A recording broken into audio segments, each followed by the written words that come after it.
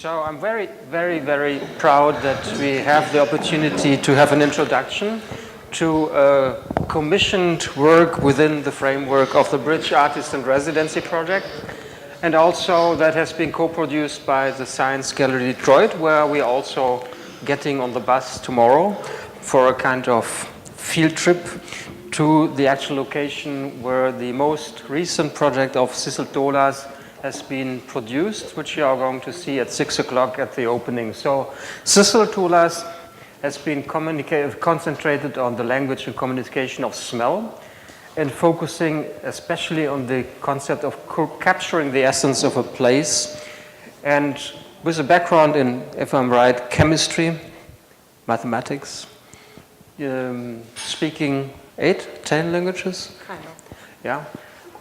Smell becomes another one, but a suppressed one. And we have been witnessing a lot of artist projects here that really go beyond this mesoscopic bubble of this phenomenological imprisonment that is consistent in our audiovisual culture as human animals, and in how far mediated artistic practices can go beyond and also create new sensibilities to rehabilitate other modes of perception within a kind of multisensorial capacity that we have inherently. And this project is about a SMELLSCAPE, one of those that Sissel is very famous for.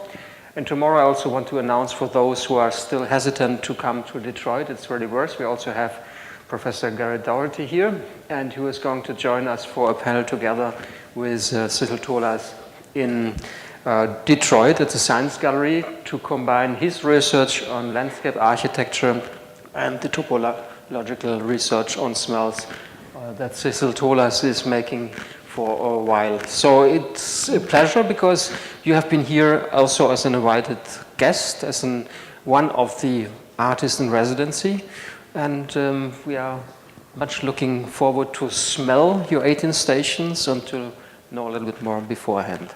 Thank you. Okay. Anyway, thank you for staying a little bit longer.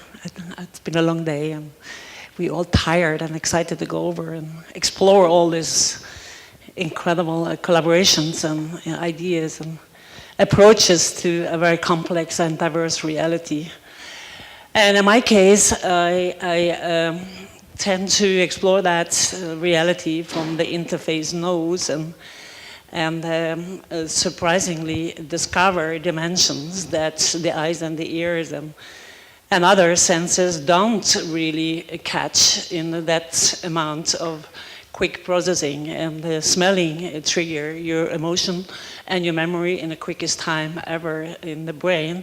And I think it's a huge capacity out there that has not been explored properly, and very much due to the most of the knowledge within smell and taste has been captured by huge corporations, and that has not been accessible for anyone outside that little world. In 2004, I mean, after having done 7 years of fieldwork from 1990 to 1997, literally using myself as a guinea pig, exploring the world that I already thought I knew sufficient, I decided to do the same journey using the nose for the purpose, and became my own guinea pig, explored dimension of the world beyond imagination, and also, most of all, triggering my own prejudices and intolerance to that world. So the prime purpose of that journey was to see, can I become neutral as a species towards the world that's out there, that's complex and diverse, and using the most sophisticated interface for the purpose, and maybe also the most intolerant purpose interface for the purpose. You know, we can tolerate skin color, religion, and the like, but if it's up to the smell, we tend to kind of avoid a further action. So I was very concerned, coming from Iceland, Norway, about the world out there. The air that we breathe, up to 24,000 times a day, we move 12.7 cubic meter air with our breathing. We inhale molecules that provide information about our surrounding, about other people, and beyond, even when we sleep. So what happened with all this information? Does it just process, and some of it gets stuck in the subconsciousness, some just disappear? How do we use all this memory and the like? So the 7 years of field work was essential for where I am today. And in 2004, or 2002 actually, one of the biggest chemical compound companies in the world, and primarily famous for is extensional research R&D department, knocked on my door and asked if I will be interested to work with them. I turned them down and asked if they could be interested to work with me. So suddenly I had a lot of opportunity to direct my own, direction with my own, knowledge in the direction which, kept it interesting and challenging, having access to amazing knowledge. And by today, I'm running a research lab in Berlin consisting of 6,000 molecule chemical compounds with what I try to replicate invisible reality out there, macro level of life. And since my work is a lot about life and being alive, I decided to use a creative platform to showcase my experiments and the research. So I couldn't imagine myself as a chemist sitting in my lab doing this research on mouses and rats. I needed to do it out in real life, and in the creative world, this type of questions is allowed, and you can use the outcome for further research. So I have been doing this now for up to 20 years, and yes, so 52 is the number of this SMELLSCAPE Detroit, which is an attempt looking into, can a smell be an artifact that can be preserved for future references? Can a street provide information about activities, rituals, and life that need to be protected and preserved, like we preserve buildings? And my answer is yes. We could have listed smells as we have listed buildings and sites. So the project in Detroit has been looking into the area around the Michigan station and what's the transformation it's going through over the years. And the building is now purchased by Ford, and before it's really get renovated too much, I think it needs to be explored properly. So I was lucky to get access to that with amazing people from Detroit through the Science Gallery and MSU.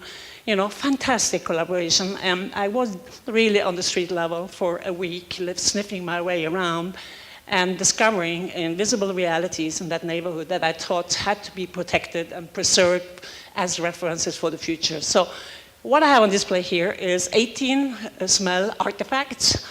And in addition to those artifacts, there are also spoken language, spoken words, spoken in the streets in Detroit that I also think should be preserved and conserved for the future.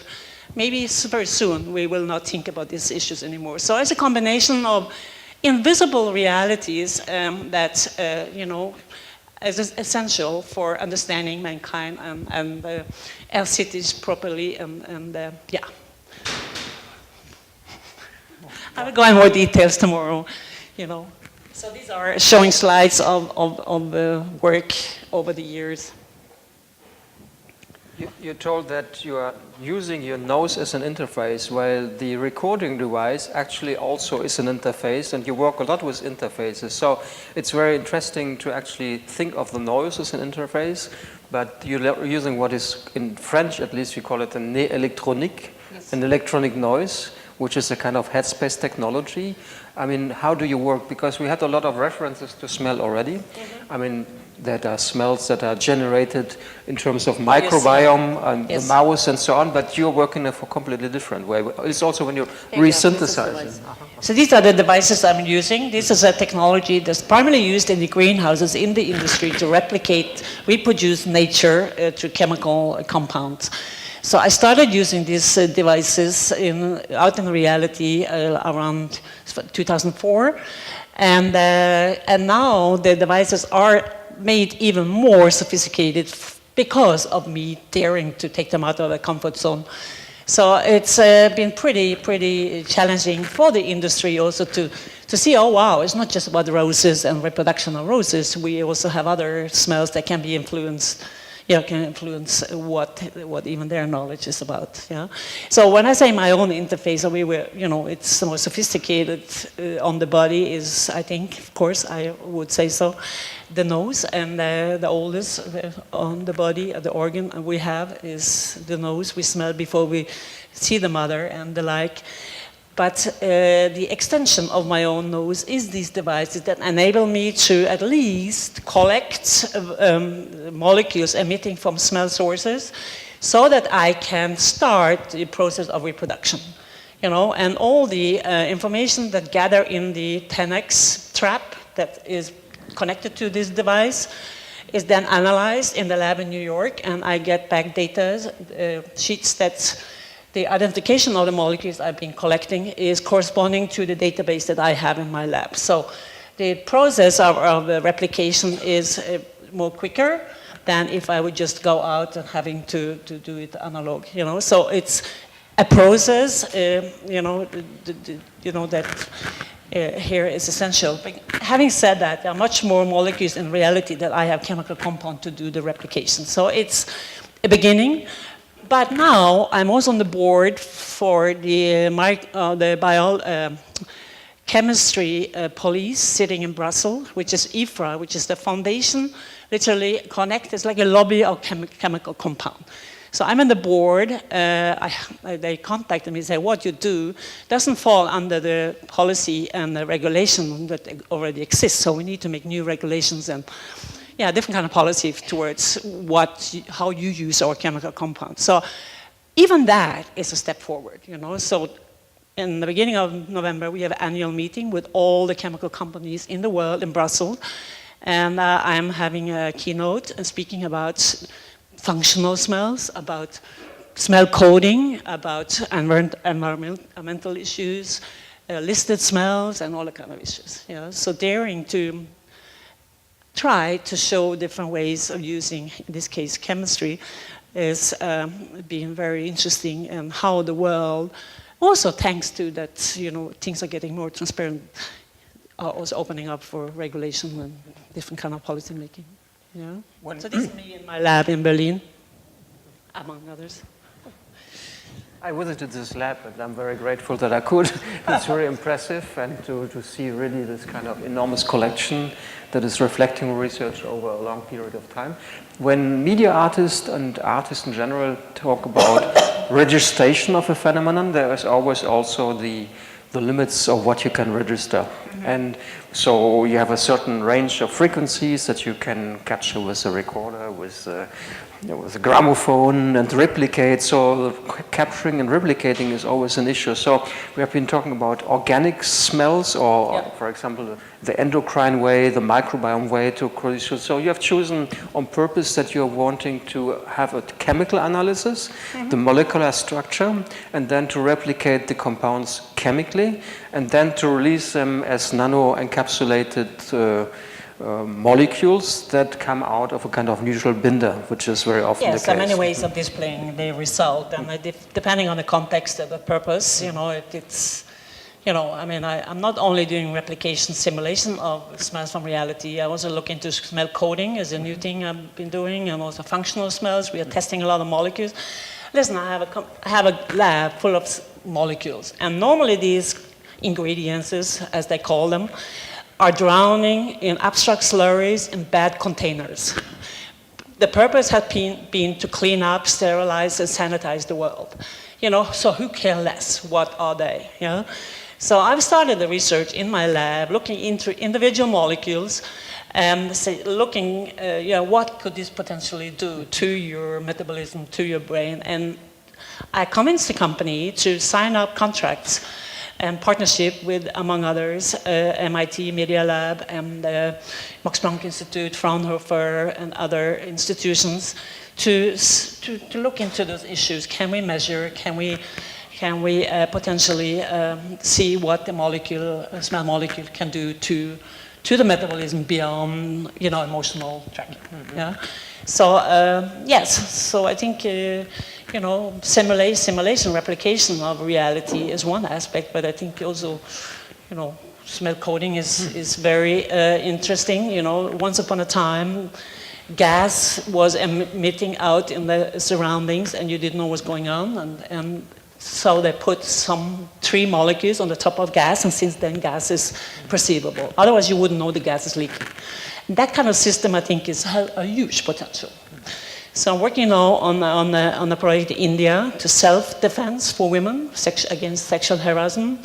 It's a small device that you push a button and the entire neighborhood is emitted by this hardcore smell, which does not go beyond smelling bad. And this is more, you know, acidic but not harmful. But the entire world and that's very surrounding know that something is wrong. You know, so this type of coding, I think, has huge potential. You know?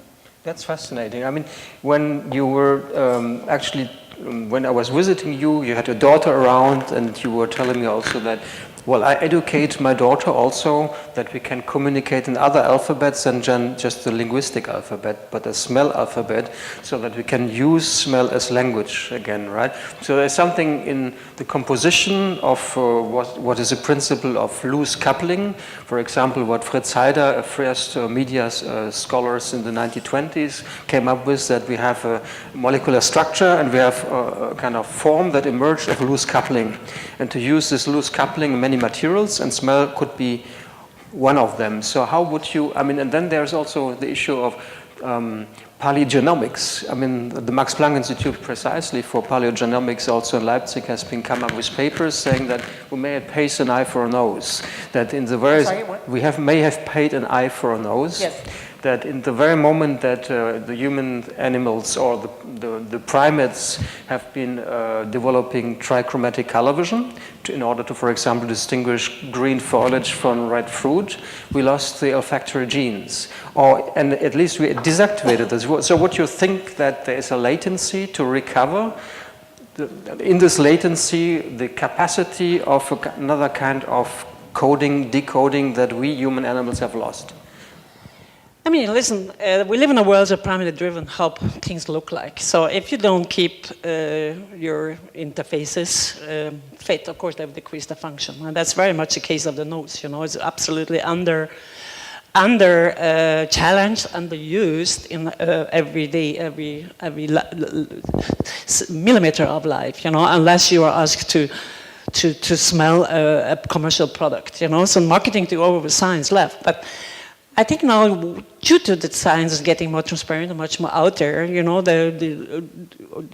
you know, people want transparency, people want to know what's going on. So it's a huge challenge for those who are sitting with the knowledge, and meaning also this industry who I work in, the corporation, 6 of them that literally own the knowledge of smell and taste for the entire planet, you know. So they've been very comfortable with having a whole world of knowing what's going on, you know. So it's very interesting now I have never had so much to do. You know, I'm flying here to Dubai for the Futurology Congress in Dubai. The Middle East want to start new education around the senses from day one in life. And from there, I fly to Maldives and Singapore for the same kind of purposes. So something is going on in the air, apparently.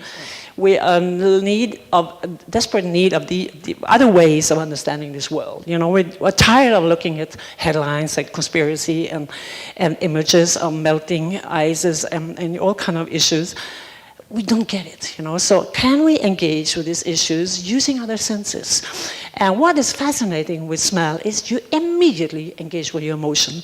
And the preciseness that it causes in terms of perception is incredible. And you're 100% sure that you will have a kind of reaction after that.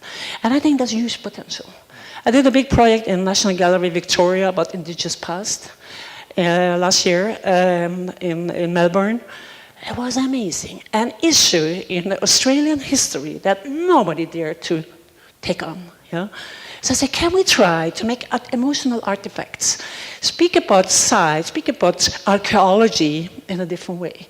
Could a smell artifact trigger people to engage with their past in a different way? And that's exactly what happened. You know, so yeah, looking out for different bases to communicate these issues, I think, is essential. And one thing is, what is fantastic is we're all born the same.